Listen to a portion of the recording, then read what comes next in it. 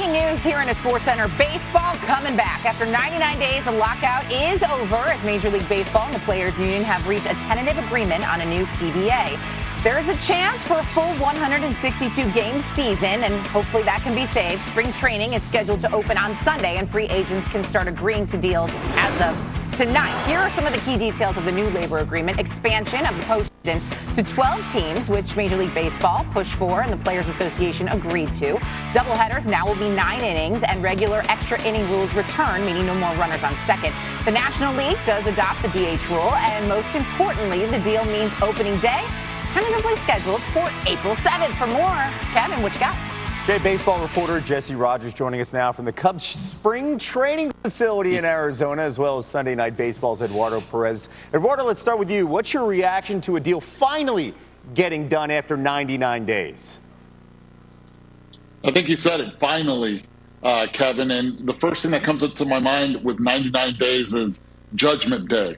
This is a day where Aaron Judge wears number 99, the 99 days of waiting, and the players were heard. Even though the subcommittee decided to vote 8-0 against ending and accepting the deal, the rest of the players did, and that's all you need, the majority.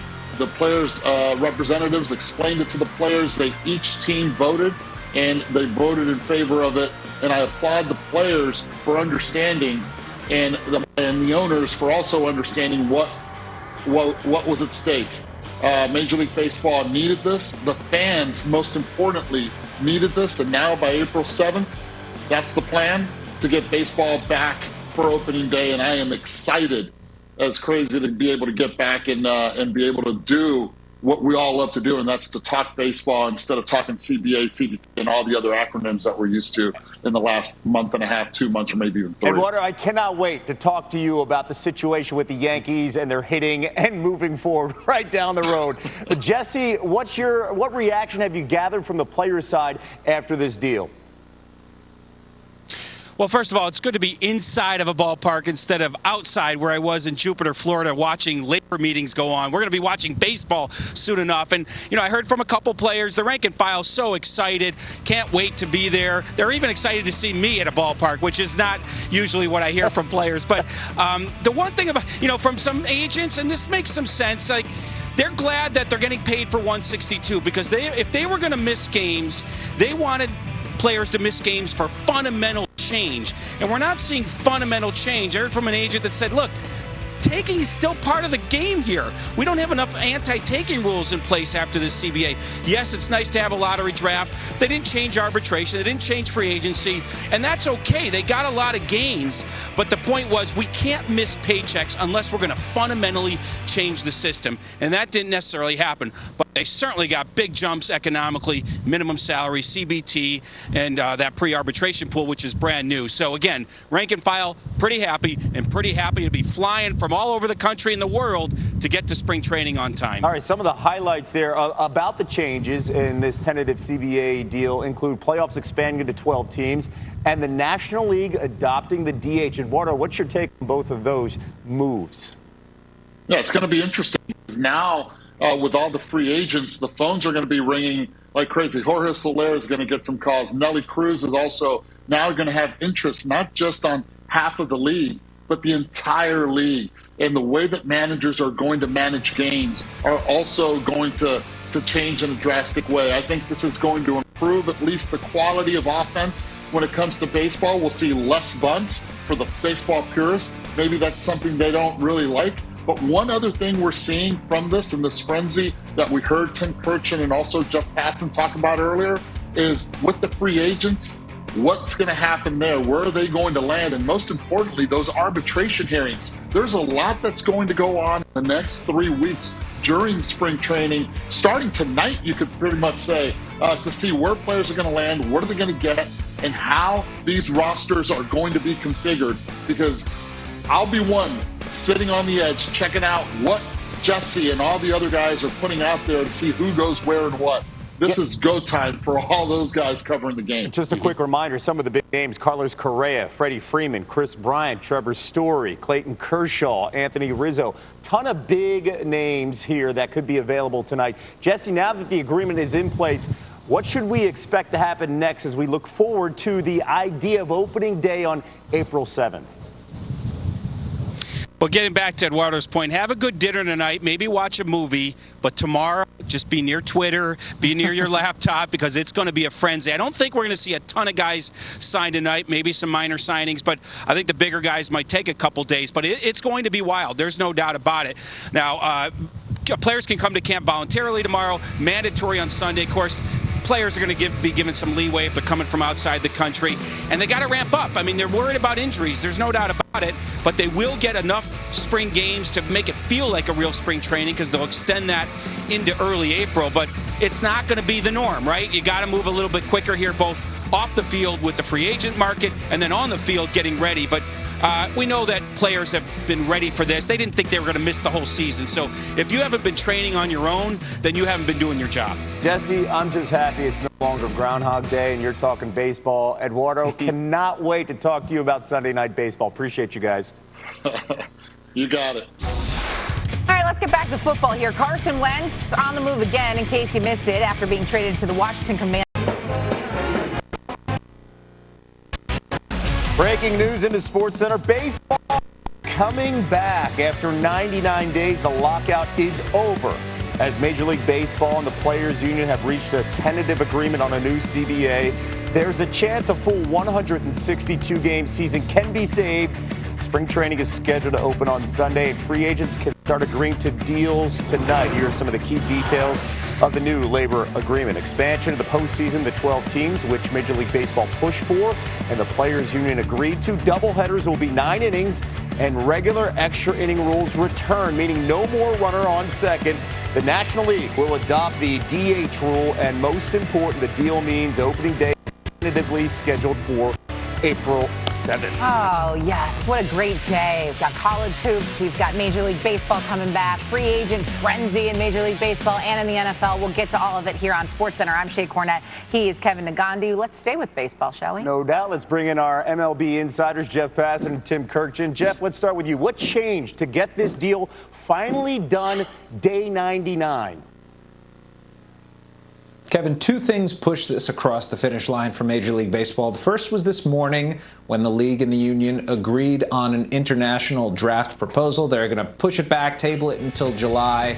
But that paved the way for Major League Baseball making a larger proposal that included an increase in the competitive balance tax threshold, an increase in the pre-arbitration bonus pool, and eventually the vote went to players. Now, player leaders, the executive subcommittee, voted 8-0 against ratifying this deal, but the rank and file across Major League Baseball, the players said, we want to play, and through the player representatives, ended up voting 26-4, and with a 26-12 total, it passed, and baseball's back. All right, baseball is back. It did take 99 days, though, Tim Kirkjian. So what's your reaction to the lockout finally ending today? Well, I'm thrilled. I'm thrilled like everybody else. Look, I love basketball. I could watch Steph Curry play all day, but baseball is the best game, and now we get to watch it again. And the most important thing is we get to watch 162 games. My thinking has always been baseball is the best game. If you play 162, everything takes care of itself. If we played less than 162, we would have had players demanding full pay, full service time, and that would have created all sorts of issues. And even though there are still issues going into this, everyone is really happy, mostly the fans and mostly guys like me, who frankly don't have anything else to do with our lives but cover baseball, so I'm just thrilled. Oh, can't wait for you to fill out the box scores, Tim, once again. Stadium workers also win, the fans win. Jeff, though, in your mind, who's the biggest winner when you break down this deal? Kevin, you win, Shea wins, Tim wins, the guy who hacked me today wins. But the fans especially are the ones who win. And they're the ones who win because they get to see Major League Baseball. Now, I think the players are winners too, frankly. The jump from $210 million to $230 in the first year and $244 million in the last year of the CBT, it's big. The raise in minimum salary, big. The pre-arbitration bonus pool that didn't exist and is now $50 million a year, big. And frankly, the league wins too, because the system that has been in place that has allowed these teams' franchise values to increase as much as they have remains in place without significant changes. So the financial structure is the same, the players are getting more, and baseball is back. I think the honest answer here is we're all winners today. Yeah, I would agree with you. But Tim, I mean, we got this figured out after 99 days, but still 3 weeks away from what was supposed to be opening day. So where does baseball go from here to maybe restore some of the reputation that it's lost with fans? Well, it's going to be difficult with some fans, but the next 3 weeks is just going to be total insanity when it comes to trades and free agent signings. We have 200 free agents out there, including some premium guys such as Freddie Freeman, Carlos Correa, Trevor Story, and so many more. This is what baseball fans love, is when their team goes out and gets a new piece, and now they can look at their new batting order. Well, a whole bunch of teams, including the Dodgers and the Yankees, are going to make gigantic moves in order to improve their team. And then once this crazy period is over, the games are going to start. And this is how we're going to get the fans back for the most part. Is all anybody really cares about is watching the games, and they're going to start on April 7th. All right, so my advice right now from here on out, Jeff Passan, protect your Twitter password the rest of the night. I don't want to buy NFTs. I need to know who's signing when and where the rest of the night. Fantastic stuff. Tim Kurkjian, Jeff Passan, thank you. More breaking news, Shay. Let's get to it. The Bears are attempting to finalize a trade right now that will send... See your Carolina Chevy dealer. All right, we've got breaking news here in the Sports Center. Baseball is coming back. After 99 days, the lockout is over as Major League Baseball and the Players Union have agreed to a tentative agreement on a new CBA. There's a chance for a full 162-game season. Spring training is scheduled to open on Sunday, and free agents can start agreeing to deals as early as tonight. So here are some of the key details of the new labor agreement. Expansion of the postseason to 12 teams, which Major League Baseball pushed for and the Players Association did agree to. Doubleheaders will be 9 innings, and regular extra inning rules return, meaning no more runner on second. The National League adopts the DH rule, and most importantly, the deal means opening day tentatively scheduled for April 7th. Kevin? Shay, free agency was buzzing before the owners locked out the players, and that began on December 2nd. Marcus Semien, they both got monster deals with the Rangers. The Mariners signed Cy Young Award winner Robbie Ray, and the Mets inked deals with future Hall of Famer Max Scherzer and center fielder Starling Marte. Well, buckle up, because the pace of transactions is going to be wild starting today. Here's Buster Olney. It is a beautiful day. Eyes on me. It is a glorious new beginning.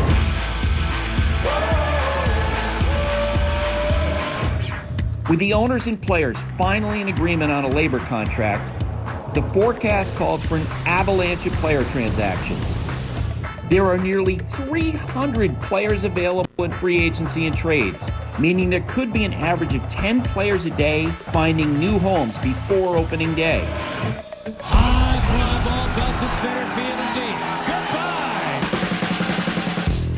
Freddie Freeman is the biggest available name. A year ago, it was a foregone conclusion he would re-sign with the Braves.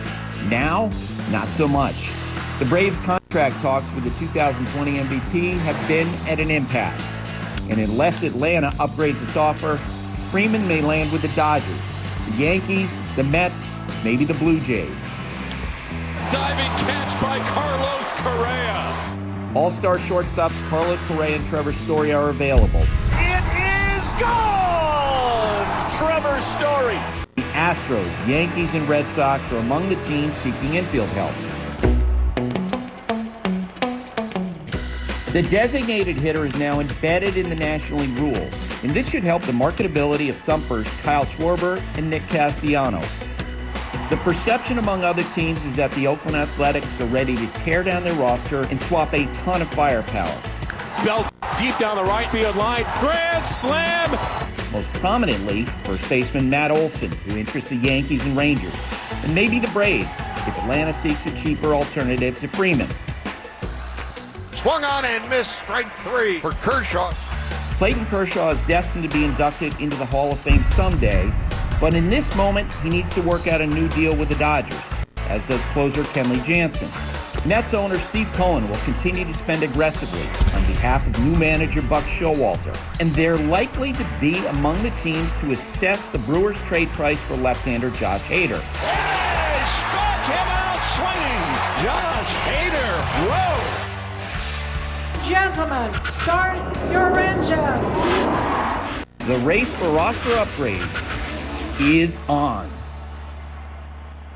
Buster, thank you. Freddie Freeman had a great postseason in 2021, hitting 5 home runs, capping it off with his first World Series title and Atlanta's first since 1995. Freeman became the 8th player in the divisional era to win their first MVP and first World Series title after turning 35 of the previous 7, enshrined in Cooperstown. Okay? All right, let's go to the NFL. Carson Wentz on the move again after being traded to the Washington Commanders recently. Wentz played 1 season